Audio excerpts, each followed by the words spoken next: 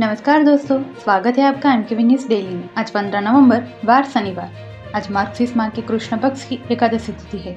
तो चलिए शुरू करते हैं आज के मुख्य समाचार। पीएम मोदी बीजेपी हेडक्वार्टर पहुंचे। दिल्ली में बिहार चुनाव जीत का जश्न। पीएम मोदी ने नीतीश को बधाई दी, कहा ये सुशासन की जीत। 8 विधानसभा सीटों पर उपचुनाव के रिजल्ट। कांग्रेस ने राजस्थान में बीजेपी से, तेलंगाना में बीआरएस से सीटें छीनी। आपने पंजाब की सीट बचाई। दिल्ली ब्लास्ट। हरियाणा के नूंह से खरीदा गया था अमोनिया नाइट्रेट, इसी से विस्फोटक बनाया गया। दुकानदार भी हिरासत में। आतंकी उमर का घर उड़ाया गया। सेना ने 16,000 फीट की ऊंचाई पर चले मोनोरेल, इसे गजराज कॉर्प्स ने बनाया। अरुणाचल प्रदेश के पहाड़ी इलाकों में आसानी से पहुंचेगी मदद। थरूर बोले, कांग्रेस पहले से ज्यादा वामपंथी रुख अपना रही। भाजपा से मुकाबले के लिए यही रवैया।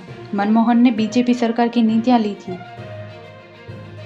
एयरफोर्स का PC-7 ट्रेनर एयरक्राफ्ट चेन्नई में क्रैश, पायलट सुरक्षित।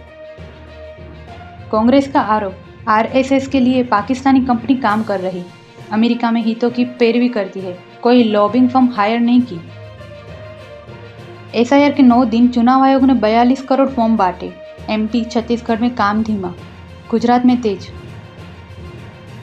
150 की स्पीड में लगी झपकी, कार खाई में, 5 मौतें। शादी से लौट रहा था परिवार।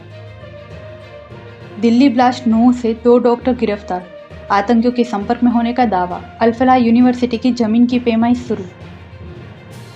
शंभू बॉर्डर से कौमी इंसाफ मोर्चा का धरना खत्म, सरकार से वार्ता में बनी सहमति। दिल्ली कूच का फैसला भी टला, हरियाणा पुलिस ने रोका था।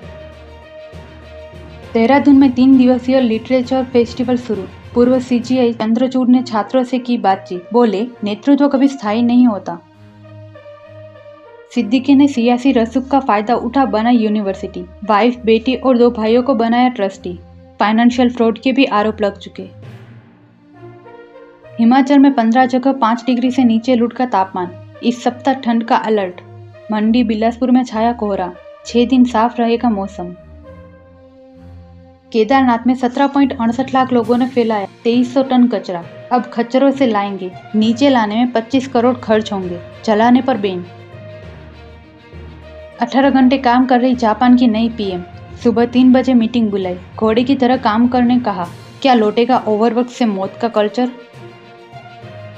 बांग्लादेश में शेख हसीना पर फैसले से पहले हिंसा भड़की, एक दिन में 32 धमाके, दर्जनों बसों में आग लगाई। ढाका में 400 पैरामिलिट्री सैनिक तैनात। पाकिस्तान में आर्मी चीफ के खिलाफ हुए सुप्रीम कोर्ट जज, संविधान में बदलाव का विरोध किया। देश भर में प्रदर्शन की तैयारी में इमरान की पार्टी। BBC ने गलत वीडियो चलाने पर ट्रंप से माफी मांगी, लेकिन मुआवजा देने से इनकार किया, कहा उससे राष्ट्रपति को कोई नुकसान नहीं हुआ। फिनलैंड बॉर्डर के पास रूस का Su-30 लड़ाकू विमान क्रैश, दोनों पायलटों की मौत। ट्रंप से रिश्ते सुधारने के लिए पाकिस्तान ने करोड़ों खर्चे, नोबेल के लिए नॉमिनेट किया। कभी ट्रंप ने पाकिस्तान को धोखेबाज देश कहा था।